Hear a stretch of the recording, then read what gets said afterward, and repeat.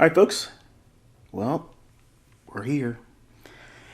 So technically, this is the first teaching. I gave you guys an introduction video, obviously. If you haven't watched that one yet, go to the playlist on my YouTube channel. And please watch that one because it'll help at least establish the, in my opinion, the proper expectations. That way you understand what you're getting involved with here. And at least it gives me a chance to kind of like break the ice and show you the contrast of what you may be expecting versus what I intend to deliver. All right, so this first installment is going to be elements to a trade setup. All right, so coming out of the gate, I just want to let you know that this is predominantly going to be a futures index trading mentorship, okay? The idea is going to be presented in the scope of paper trading on tradingview.com. But what you're looking at here, this is Thinkorswim's live data. These are actual executions I made today. And I want you to compare and contrast with what you see on YouTube and other educators where they'll tout that they can do this and they can do that. But really, I want you to compare and contrast what you see here. All right, so we're looking at intraday price action for NASDAQ E-mini futures. And this is actually the main focus of this mentorship, okay? I believe that this market is worth studying. I believe it is not just limited to NASDAQ, but I believe it's useful to learn as a trader that views obviously the E-mini S&P, the E-mini Dow future, and the E-mini NASDAQ. Now, E-mini NASDAQ is a little bit faster, a little bit more aggressive, and even with that, you can still trade it. So I want you to think about what it means to watch price action and understand what it's likely to do before it does it. Now, I'm not promising you're going to be able to do that right out of the gate.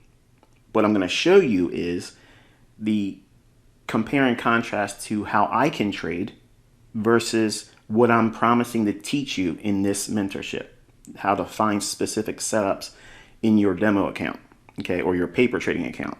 I'm not trying to entice you to trade with live funds, okay, so that way we know this going in. The teachings will be predominantly through the scope of TradingView.com's paper trading module, or just hindsight data. Now, I already know some of you are, oh, here we go, the hindsight guy. Well, what you're looking at here is actually live executions from today, okay? And I want you to think about if you were able to trade a micro account and you were trading the NASDAQ and you were able to capture just one of these moves. Which one would you like to learn how to find? Obviously, you probably look at this and think, well, I'd like to do all of them. But I want you to think about which one really stands out off the entire chart, and this is a 1-minute chart. Which one really stands out?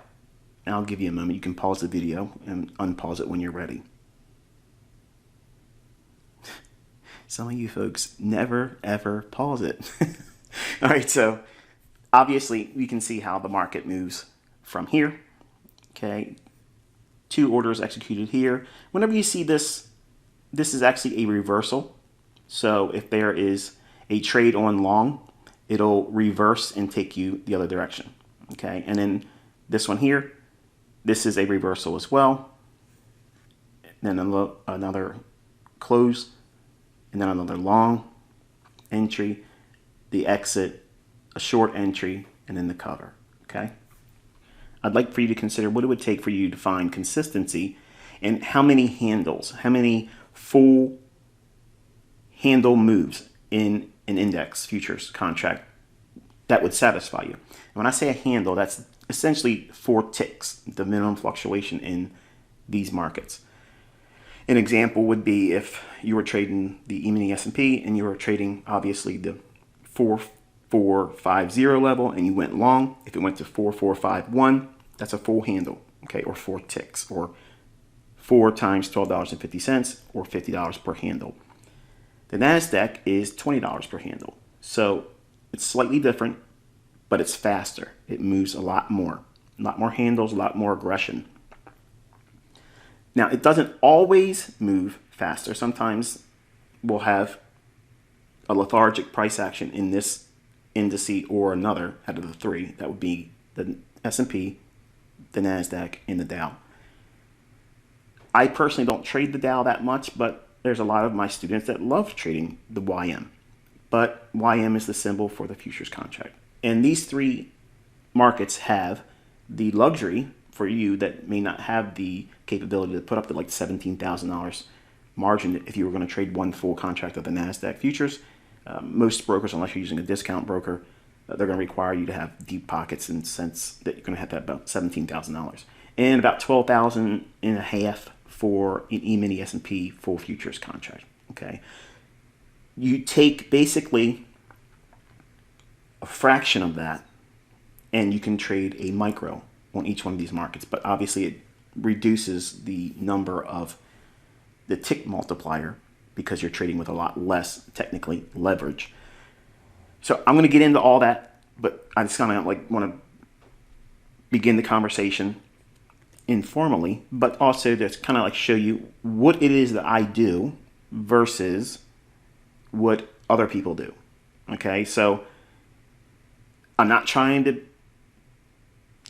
point my finger at anyone in particular, but if you look around on YouTube, there are people out there that try to make a big stink about themselves, and they'll try to show results that may or may not be real. I'm not here to disparage that. They could be actually trading a live account. I don't personally care. But anyone that trades on Thinkorswim, they can recognize this chart right away. I posted a results and updated reflection on the Thinkorswim or TD Ameritrade account, and it's on my community tab. I promise I won't beat you up too much with the community tab, but that's my way of reaching out to you. So if you subscribe to the channel, and then when you subscribe to the channel, you want to toggle all notifications. You want to click that little, I think it's like a bell icon, and then all notifications. That way, anytime I post on my community tab, it'll let you know. Otherwise, it won't let you know. So it's my replacement to Twitter, which in my opinion sucks. So if we look at the ebb and flow of all this here, where the market's trading up, and between here and here, it's not a small number of handles. It's a pretty respectful amount of handles. It's not a couple, it's not a handful. And then up here, it's a reversal, and then it comes back down, and I buy it back here in reverse. So I'm selling short here, and I'm buying long here. 740 to 720, that's 20 handles. Going long here at 720, I'm abbreviating the number just for brevity's sake. Getting out at 732, 12 handles. Then going long here, 756, and then getting out at 784.5. Then going short at 798 and covering at 675. So I'll ask you, which one of these trades do you think is the one that you want to learn? Again, putting all aside the idea that you probably want to do all of these, but I'm not promising you that, okay? I'm going to take you into how to find this setup here. Notice the number of handles. I'm not promising you're going to get this many handles, but the setups and the logic behind it will help you find these types of frameworks. Framework is the foundation to a trading model. So you have to have an understanding of what it is you're looking for. And that's really the only thing I'm introducing tonight is the idea of what it is I'm promising to educate you with, so that way you can go in and find these setups on your own. You will not need to be a slave to some kind of black box system. You don't need to be a part of some kind of signal generating gimmick. You don't need to be a part of a signal service. You can find these on your own, independent. That's exactly what I'm trying to frame in all of my students. I do that with my mentorship students that paid me for education. Now here you are in my YouTube channel. I'm telling you the same thing. I'm teaching independence. That way you're not requiring any hand-holding by me. Once you understand the rules and you go through the processes and things I'm going to teach you how to practice with, You will not need anything except for the chart itself. That's it. And that's how, in my opinion, and you can argue with this if you want, but I could care less if you could. Any of you would challenge the idea that independent thinking is not the best way of doing it. You want to be able to be unshackled, okay? And if you're part of a signal service, or if you're part of a approach that requires you to use a black box system, you're kind of held captive, aren't you? So if you look at this chart is clean, except for these little bubbles that actually show you the transactions. You don't really get any kind of, well, distortion from your reading of price action. I don't have a lot of graffiti on the chart, okay? But the main takeaway here is I want you to understand that I don't hunt for 3 to 5 handles and consider that legendary, okay? Now, can you be profitable if you take high frequency trades and you do those types of trades? Absolutely, that's what algos do. Algorithms do that. But I'm trying to show you, by contrast, that there is a way that you can find setups that are outside that parameter of very small little handles and doing lots of contracts. So if you're looking at this here, and this was, say, you're trading, and you're trading a NASDAQ micro account, you're not making a lot of money on these swings, okay? I'm not making a lot of money on these swings, but I'm able to find these swings, and it's not these small little increments, okay? I'm going to teach you skill sets that focus primarily on this, okay? You want to find a nice price leg intraday.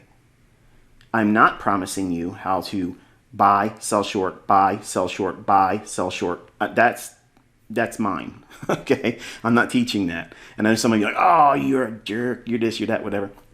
I didn't promise that. That's why I set the stage in the first introduction video, so that way we know what it is I'm teaching you.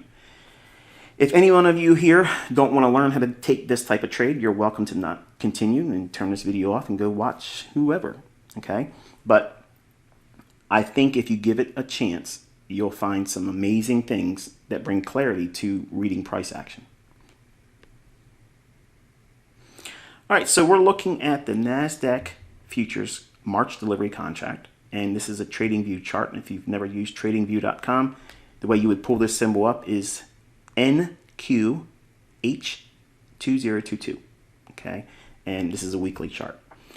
And I want you to think about each week before the new trading week begins, preferably on the weekend, okay? The idea is you want to try to get a read on what you think that next weekly candle is going to do. Is it going to go higher or is it going to go lower? You're not trying to predict the close of the weekly candle. That's important, okay? You just want to see, before this weekly candle opened up, all we had was this indecisive candle, okay? Do you think that this candle that would have formed and opened here is more likely to go higher or lower? Obviously, with the benefit of hindsight here, but I can tell you, all of my students know we've been looking for lower prices, and I'll just give you a quick short list as the reasons why. Number one, seasonality. Okay, seasonal tendencies, it tends to go down around this time anyway. We also have discussions about how the Fed's going to raise interest rates. Stock market does not like that. We're also in earnings season. There's a lot of volatility because of earnings, and those factors plus the underlying tone of the marketplace, which I'll show you when we get into the daily chart, it just, well, it's heavy, and this is where it was going to draw to, okay?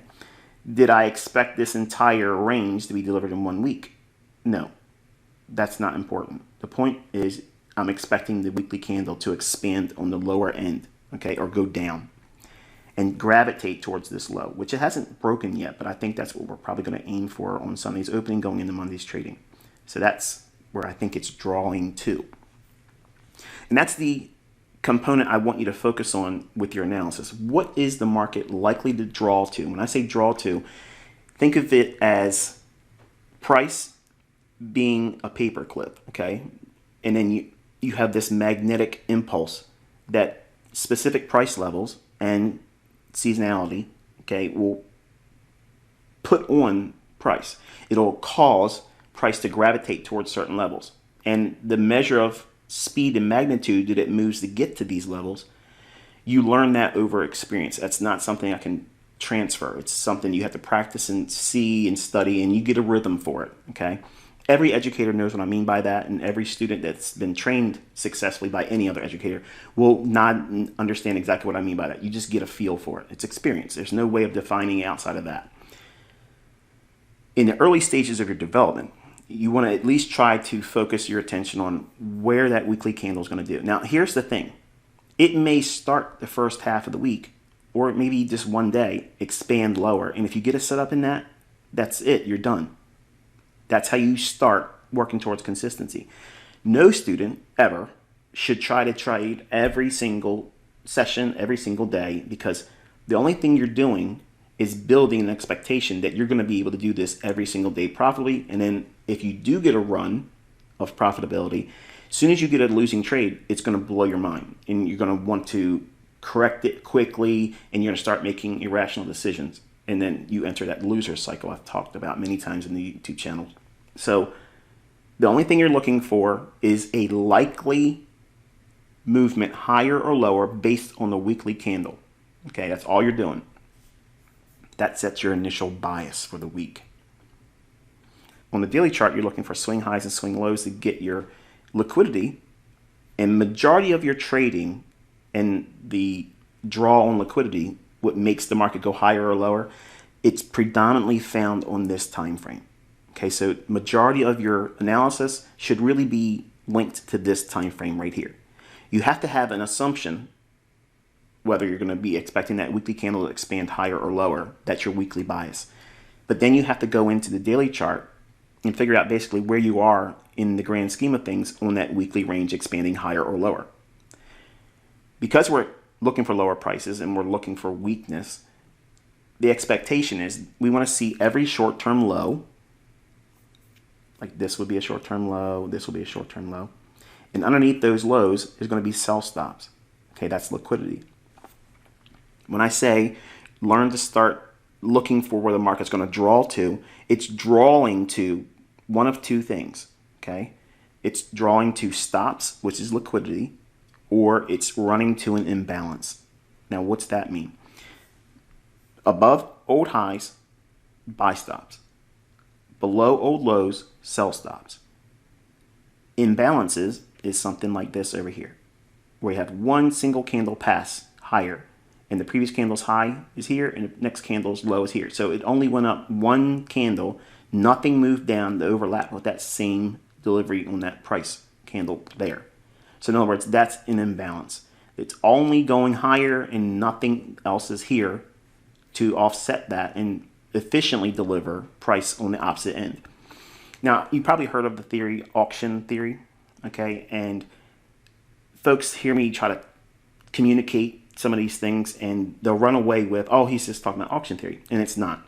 Just like when they see me do a rectangle or a box on a chart, and you'll see one in this video, it's not supply and demand, okay? It's just what it is. You'll see it and you'll know right away after you've been with me for a couple weeks that this is entirely unique and there's nothing else like it.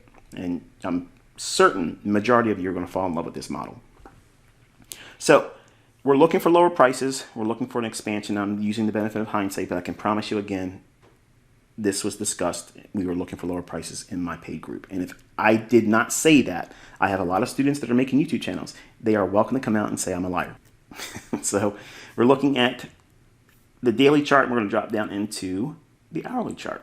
Okay, now what I have here is a framework for looking at the weekly range on an hourly chart. So all I did was beginning on midnight New York time, Monday's candle, and then Friday's close, and then the beginning of Friday's trading at midnight. Okay. Now, what I'm delineating here is the fact that we had a nice sell-off on Thursday, and the market went into consolidation overnight. Notice what happens here on Friday. This is that old low in the daily chart. That's what we're thinking or assuming that it's going to draw to, because that daily chart, there's lots of liquidity. And large fund traders, large institutional traders, institutional mindset investors will be looking at these old lows and old highs. And liquidity providers will be looking to take business in around these same levels. So if we know that this level down here is the old daily low, and again, I'm going to take it back up to the chart on the daily chart. That's this low right here, okay? By dropping down into the hourly chart, that level is here. All I'm doing is transposing those daily levels right to this hourly chart. The entire week has been bearish. Okay, it's been going lower since the beginning. Then we had consolidation in here. The market creates this short-term high and this short-term low. What rests above that short-term high? If you've taken notes and been paying attention, it's buy stops. What's resting below this low here? Sell stops. Watch closely. The market trades down initially and takes out the sell stops. Why would it do that first? This is inducing shorts. Okay, so it engineers liquidity. Even if the idea is that they want to take the market down to this level, if it's been consolidating, I like to see them do this type of move here, where it drops down first. It's kind of like a sucker play. Anybody that has a sell stop below here, they want to sell on weakness, they're going to get tripped into the marketplace. So now they're triggered in short. And then they start doing a run against those traders and against those that were already short from this high. So what are they doing? The market's being driven higher, and the algorithm's going to attack that buy stop liquidity pool. Why would they want to do that? Number one, it's going to punish those individuals here that went short. When it drives above this high here, it sends all those buy stops into market orders, flooding the marketplace. That gives a huge influx of willing buyers at a high price, which is the perfect counterparty to smart money that wants to sell at a high price. Remember, the market wants to go down here. So when it drives up to here, those buy stops are the counterparty or the other side of a smart money trader that's wanting to go short, because they're going to sell short. They got to sell it to somebody who wants to buy it at a high price. That's why the market does this. Okay.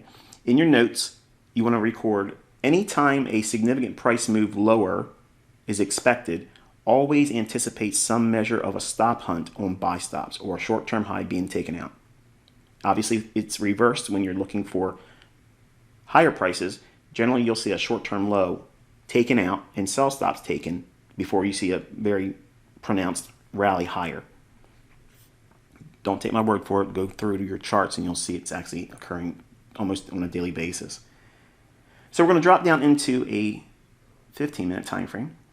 So that same old low level down here, and that high I just mentioned on the hourly chart and the low on the hourly chart is now been defined with a small little line segment. Okay, so we have a trend line here and a trend line here. That's the extent of a trend line. That's it. I only use them to highlight to my students. These levels are not on my chart. I'm watching a naked chart. Okay. You, while you're developing, you should have these levels drawn out on your chart because it helps you build and ingrain the idea that this is where liquidity is. It keeps you focused on that because it's easy to look at all these candles forming if you have the luxury of watching it in live, and you can lose sight of where you are. I mean, once you lose your bearings, it's really confusing. And this helps you keep those bearings in mind. And what do I mean by that? Well, I mentioned how the market dropped down initially, and that takes the sell stops out. So sell side liquidity has been attacked. Traders are now tripped in going short if they sold on a break, trying to be a breakout artist. And then the algorithms go right back up to an area where it's been cleanly delivered relative equal highs. See how this high here, right before it dropped, is basically the same high here. Notice that? So retail traders see this and they trust it as what? Resistance. So the books always say, put your buy stop, if you're going to go short, right above a clear level of resistance. Well, these levels work for a short period of time, but majority of the time you see this event right here. And this is how I teach my students to go in there and look for those types of events, because what did I just tell you moments ago about looking for significant price moves? Before there's a significant price move of any real magnitude or importance, generally there's going to be a stop hunt that takes place right before that price delivery occurs. So what does it look like? You have relative equal highs, this high and this high. The market goes up when we're what? We're expecting lower prices on that weekly chart. We're on the last day of the week. It's already been heavy. It's weak. And the only thing it's been doing is consolidate. And the first thing it did was broke out to the downside, tripping what? Traders in a breakout to go short. So now they have traders caught on the wrong side, offside, and now they want to take the market up here, where those buy stops are going to be resting for those that were smart enough to sell short here or here and didn't get out below here. So the larger pool of liquidity is going to be resting here because it's in sync with the downtrend, and everybody that was short the day before, they seen this high form, and once it broke below this low here, they all rushed and trailed their stop loss right above that. And I understand if you're new and you think, well, this is easy to explain in hindsight, but I want to remind you, go back and look at the first slide I showed you. Those were actual entries. That's a live account through Thinkorswim. Charles Schwab, that was the clearing firm that did the broker's side of the business, okay? So I'm not showing you a demo account. I'm not showing you paper trading. Those were real entries, okay? They were real reversals, the whole business. But the main thing was I showed you that larger trade. This is going to be the framework that I'm teaching you how to find it, okay? But this pool of liquidity, once this occurs, you want to drop down to your lower time frames and start looking for something specific. And let's go into those lower time frames and find out what that is. Okay, here's a 2-minute chart. Why a 2-minute chart? Well, 2 minute, 1 minute, or 3 minute, or 5. 5 minutes still has a lot of room for imbalances to occur underneath that time frame. And what do I mean by that? The 1 minute, 2 minute, 3 minute chart tends to be the best for finding the imbalances for indices. Okay, don't take my word for that. Okay, if you're looking for high frequency setups intraday, the 1, 2, or 3 minute chart are just beautiful. They just offer a real good clarity. The reason why, because the high frequency trading algorithms are operating on nothing really higher than 3 minutes. Majority of the time, they're like seconds, okay?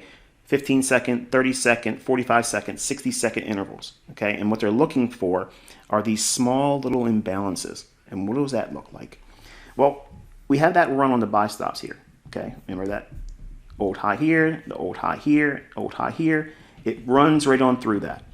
Once this occurs on that higher time frame, 15-minute time frame, you want to drop down to the lower time frames. And I'm using the 2-minute chart because this is exactly what I was using to find that imbalance and trade off of it, okay? The market creates a short-term low here, and then it breaks below that. This is key. This is called a break in market structure.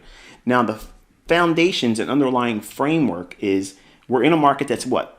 Weekly bearish. We're expecting that weekly candle to expand lower. It's been expanding all week. So we have momentum on our side. We have a consolidation that's occurred, and we had a pool of liquidity engineered with these relative equal highs, and the market broke out to the downside first, and then they ran on the highs. So once it went here, we don't rush in there, just go short because it went above the old highs. We're looking for some specific signature that tips its hand to you, okay? And I promise you, when you start going through your charts, and it's going to be homework for you, you're going to see this occurring almost every single day. And if it's not doing it this way, it's doing it the opposite direction as a buy, okay? Again, don't take my word for it. You're going to be flabbergasted. You like that? Flabbergasted when you see how many times this thing forms every single week, okay? It's many times throughout the intraday charts it creates this type of move. But it runs the stops. Then we have a short-term low, and then it breaks below it. So now we have a break in market structure, okay?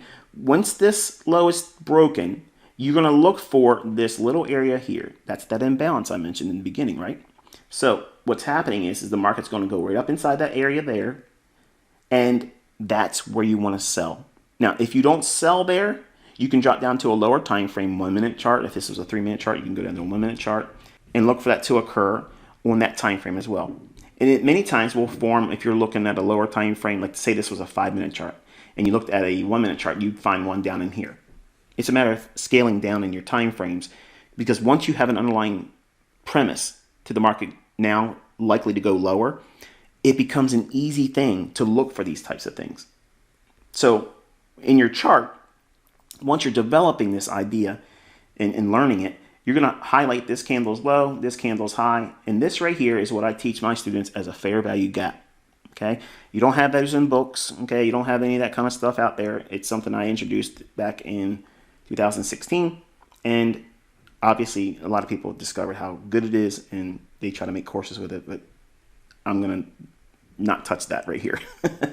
But the idea is, once it go up into that imbalance there, and once it does that, as soon as it enters that area, the algorithm that delivers price. Now, some of you may not know what that means, and some of you may not even agree with it. You may think that this is made up or it's contrived. I promise you, if you spend time with this, you're going to quickly come to the conclusion that there absolutely is an algorithm, and it's manipulating the markets every single day, every single tick. It's completely controlled, okay, period. You're led to believe it's buying and selling pressure. Now, if I go back and use that analogy where it went down here first, then go up here, some of you may argue, see, that's the buying and selling pressure. No, it's not. It's liquidity. Now, you may argue and say, well, we're arguing semantics. No, I'm telling you what's going on. This is the logic. This is how these markets book, okay? Once you see these patterns over and over and over again, it's very easy to execute on them. But the impulse to want to do it the first time you see it because you've watched this video, that is going to be problematic for you. So you're going to have to do a certain number of weeks and months of back testing. There's no escaping that. You have to do it. Any skill set, any teacher, educator, system, whatever, okay, whatever they're going to give you, there's going to be some kind of growing period where you have to trial and error, fix the problems that you have about yourself. And I've literally taken your attention to a very specific framework and setup. Notice that? Some of you may think I'm still talking too much, but I'm taking you right into the heart of the matter. This is what it looks like. This is what you're looking for, okay? These are the fingerprints of that setup. These repeat. So if you know what they are and what those components are that make up this setup, you'll be able to find them. But focus on the imbalance after the market structure breaks. So this big candle here, it breaks down. Look at the next candle. It opens and trades higher and stops right there. So from this candle's low and this candle's high, when this candle starts trading, as soon as it opens and it runs right up into that, that's a short. You can go right in there, sell short, be done. Now, where's your stop going to be? Well, you can put it above this high here, or you can put it above this candle's high, whichever your risk parameters allow for, okay? If you're trading the micro, which is, again, it's not a lot of money per tick, so the multiplier for that is very, very small. If you trade the larger full futures contract, and if it moves 100 points, and they can do it real quick, it can burn you pretty bad. So you may have the leverage to trade with a discount broker. Okay, you may have the initial margin to trade with a discount broker, but you may not have the wherewithal and the skill set to navigate this market. And that's the only thing I'm trying to provide here as an alternative, because there's a lot of individuals out there that will promote the idea that you can go out there with a discount broker and just clean up. Yeah, if you know what you're doing.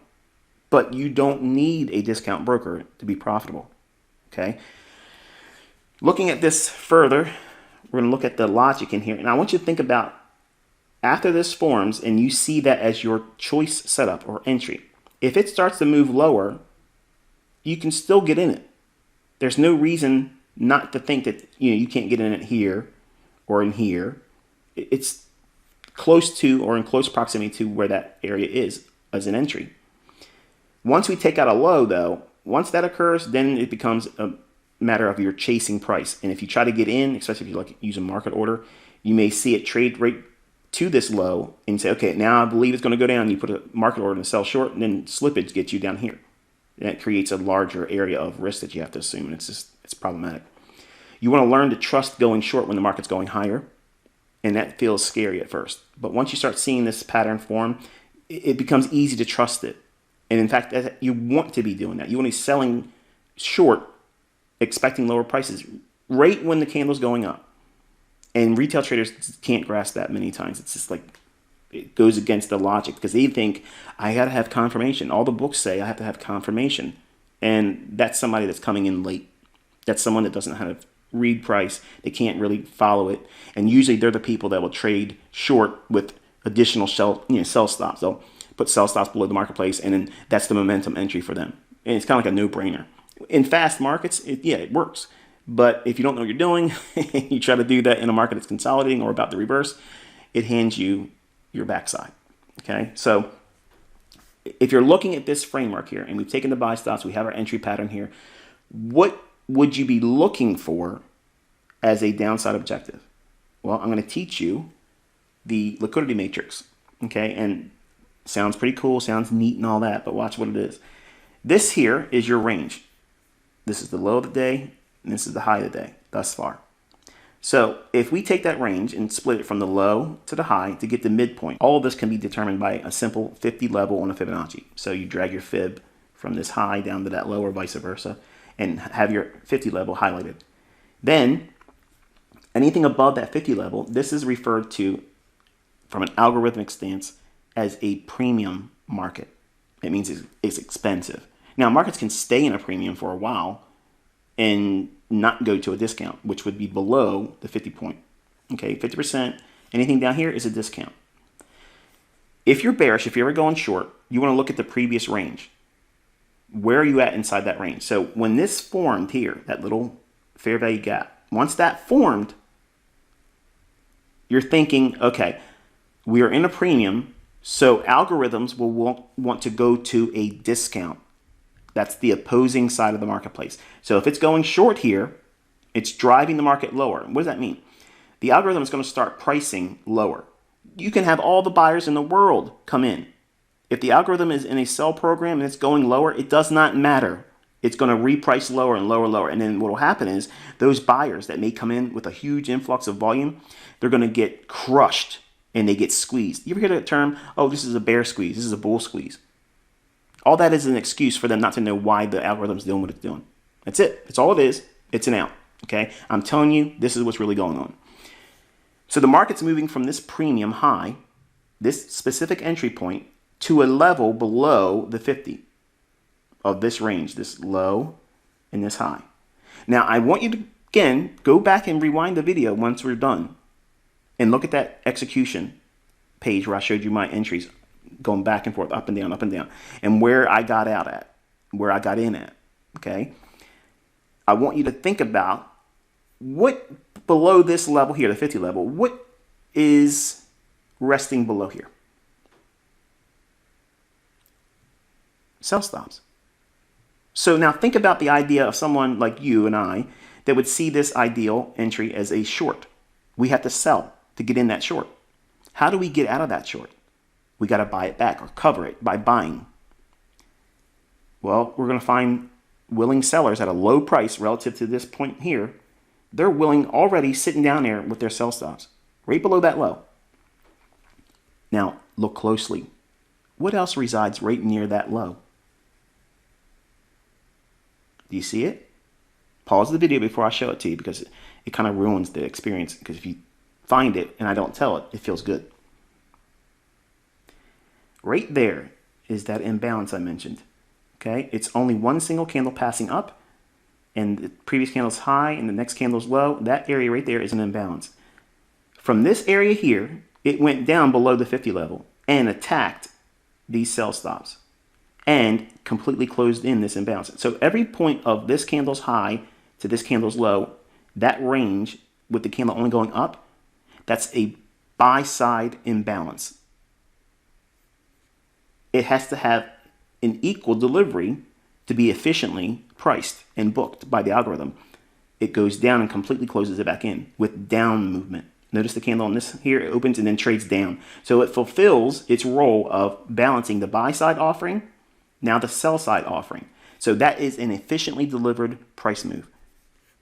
Precision elements from the entry here down to here. Everything else after that for the rest of the day, I didn't care about. Even though I had an objective of that old daily low, I wasn't expecting it to run into this particular day. And that's why I didn't participate anymore the rest of the day. In hindsight, I wish I would have left a small position on and just let it go. But you're going to have that. You're never going to be right about everything all the time, every single day. You're going to leave things on the table. You're going to get in too early. You're going to hold too long. You're not going to buy enough or you're not going to sell enough. There's always going to be some reasons why you didn't do something right. So don't beat yourself up about it, okay? But if you can find elements like this repeating in the price action, can you agree with me that that is amazing precision? And this is the logic I used to do that trade The very trade that I showed you that was the largest one in the example of saying which one would you rather learn how to do. I basically just handed you an ATM machine. Okay? This repeats every single week. Every single week. Now, I want you to count the number of the handles in this move. Let's say you got in at, say you got in at 800, 14,800. It started to go down, you trust it.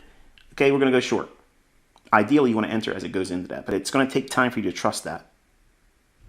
But let's say you got in at 14,800. If you got out down here, like I did, I exited as it went right to the top of that range, right here. This range here, that's the top of it. Once it went below that, that was it for me. That closed the trade. Is that 5 handles? Is that 10 handles? Is that 20 handles? Is that 30 handles? Is that 50 handles? No. It's over 100 and some. Now, let's assume for a moment that you get good at this, or I get the inclination that I want to go to some kind of a deep discount broker. And I go in and I do trades like this, and I'm putting on 15 to 25 full futures contracts. What do you think the results are going to be? Yep. So, not everything is going to be easy right away. And you're not going to be able to see these things happen just because you sit in front of the charts. You have to study and you have to practice. And by experience of looking at old moves and watching real price action as best as you can. If you can't watch it live, TradingView has a replay button where you can watch the candles kind of form, but they're a little stilted because it's not completely painting the candle, okay? And you can't practice with entering like that. You can only just study how price moved and gravitated towards certain levels. It's the best thing you can have. If you at least consider doing that much, that's good. But if you really want to take it to the next level and say you're running a business, or if you're going to school, or you have a job, and you can't watch the time frame around the opening of the index futures. And I like watching it around 8:30 in the morning, New York local time, to 11 o'clock. There's usually a setup in there that I'm going to be able to find. Obviously, you've seen I did multiple setups and executions today, but the point is this: that's like that sweet little spot in the morning that I focus on. I teach that in this YouTube channel. I teach it in my paid mentorship group. So you're getting real stuff here. It's not something that was contrived. I didn't just make it up because this day worked out in my favor. My students recognize these things also, and these are simple elements that repeat.